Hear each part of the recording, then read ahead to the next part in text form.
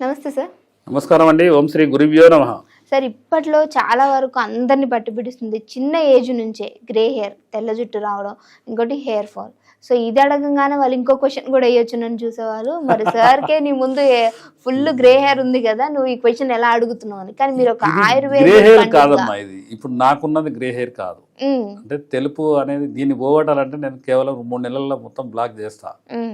కానీ ఏంటంటే మా వంశపారపర్యంగా మా గురువు చెప్పిన వేదం, నాకు హెయిర్ చాలా బ్లాక్ ఉండి హెయిర్ వైట్ చేయడం జరిగింది. దాన్ని ఒక చెట్టు పసరు తాగితే వైట్ అవుతుంది, ఒక చెట్టు పసరు తాగితే బ్లాక్ అవుతుంది.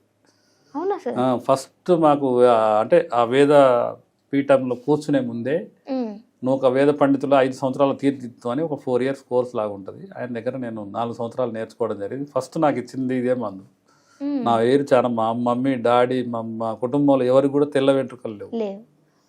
కానీ ఏంటంటే ఒక పసర్ లాంటిది, అది ఒక ఫార్ములా. అది అంటే లాస్ట్కు గురుపదేశం చేసేటప్పుడు నాకు వైద్యం నేర్పించి, బిడ్డ నువ్వు అంటే ఆయన 89, 94 వరకు ఆయనతో జర్నీ చేసిన, పుట్టినవాడు గిట్టకు మానాడు బిడ్డ, తప్పకుండా నువ్వు ఇదే నువ్వు ఒక వేద పండితులాగా వైద్యుడు లెక్క పండిట్ శ్రీనివాస్ అని నామకరణం చేసింది ఆయన. కాబట్టి నా హెయిర్ అట్లే ఉంటుంది, దాన్ని చేయాలంటే పెద్ద సమస్య కాదు. సరే, ఇప్పుడు అతి తక్కువ ఏజ్, నా ఏజ్కి ఏముందమ్మా, ఇప్పుడు ఇన్ని సంవత్సరాలలో మాకు హెయిర్ ఉండాల్సిన అవసరం లేదు.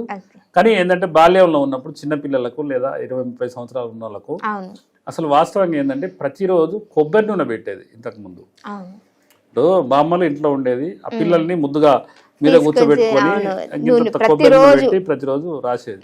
మా అమ్మగారు కూడా మాకు నేర్పేది. ఇంకొకటి ఏంటంటే షాంపూ అనేది మనము ఇంటి దగ్గర కుంకుడుకాయలు తెచ్చుకొని దంచుకొని, నాకు తెలిసినంత వరకు నేను ఇంటర్మీడియట్ చదివే కూడా మా అమ్మ వీక్లీ వన్స్ ఇన్ని కుంకుడుకాయలు కొట్టరా అని గింజలను తీసేసి ఆ కుంకుడుకాయలతో పోసేది.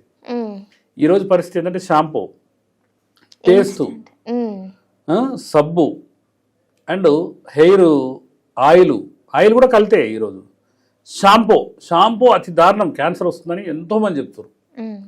కెమికల్ వాడకండి, క్యాన్సర్ బారిన పడుతుందంటే ఎవరు దాన్ని పట్టించుకునే నాదులు లేడు. మీకు కొబ్బరి నూనె ఒక ప్రాసెస్లో తయారు చేసుకునే విధానం ఉంటుంది. దాంట్లో ఏంటంటే ఒక చిన్న ప్రక్రియ చెప్తాను మీకు. 100 గ్రాములు కొబ్బరి నూనె, 100 గ్రాముల ఆముదం గినక ఒక 20 జీడి గింజలు దంచి కంటికి ఏమైనా అద్దాలు కాక పెట్టుకొని, గ్లౌజులు పెట్టుకొని జీడి గింజలు దంచి గినక అనలేసి మీరు గినక బాయిల్ చేయగలిగితే నల్లగా ఆయిల్ తయారవుతుంది. దాన్ని బల్లాది కేశ తైలం అంటది. అనేక గ్రంథాలలో పొందుపరిచింది. ఏ ఒక్క డాక్టరు, ఏ ఒక్క వైద్యుడు చేయడు. అది మా దగ్గర కొన్ని లీటర్ అమ్ముతాం. అది గినక ప్రతిరోజు పడుకున్నట్టు పెడితే మీకు హెయిర్ ఫాల్ కాదు, గ్రే హెయిర్ రాదు.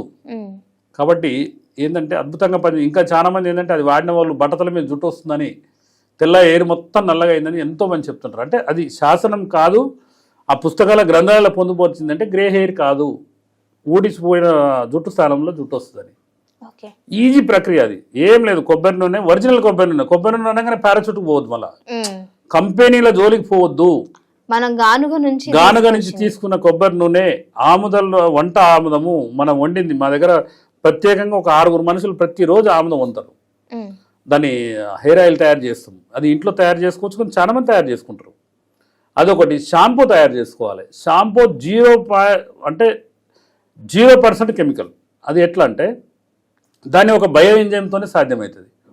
బయో ఎంజైమ్ అంటే 10 లీటర్ల నీళ్ళు తీసుకొని, మనం నిమ్మ తొక్కలు ఉంటాయి కదా, నిమ్మకు బత్తాయి అవన్నీ తొక్కలు ఉంటాయి కదా, అంటే సిట్రిక్ సంబంధించినవి, నిమ్మ, బత్తాయి, మన వాటిని ఏమంటారు కమల పండ్లు, వాటికి సంబంధించిన పొట్టులు తీసుకొని ఒక 3 కిలోలు గాంగనే, లేకపోతే కిలో అయినా కూడా దాని రేషియో ప్రకారంగా 1:3:10 అంటే 10 లీటర్ల నీళ్లు పోస్తే 3 కేజీలు ఈ తొక్కలు అందులో వేయాలి. 1 కేజీ బెల్లం వేయాలి. వేసి ప్రతిరోజు ఆ మూత పెట్టి రోజు మూత తీసి కనుక కలిపితే బయో ఎంజైమ్ మదర్ కల్చర్ తయారవుతుంది. అంటే బెల్లం వేస్తాం కాబట్టి.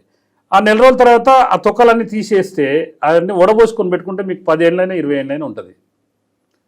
దాన్ని కనుక 10 లీటర్లు తయారైనాక 1 లీటర్ అది తీసుకొని 1 లీటర్ వాటర్ తీసుకొని ఒక ఏదైనా కంటైనర్లు వేసుకొని దాంట్లో కలోంజి, ఇంకా మీకు దొరికింది మందార ఆకులు, లేకపోతే మెంతులు, లేకపోతే ఇట్లా దానికి మనకు హెయిర్ రిలేటెడ్ తులసి, పసుపు, ఇలాంటి అన్ని దాంట్లో ఏంటంటే ఒక 7-8 రకాల దాంట్లో వాడచ్చు.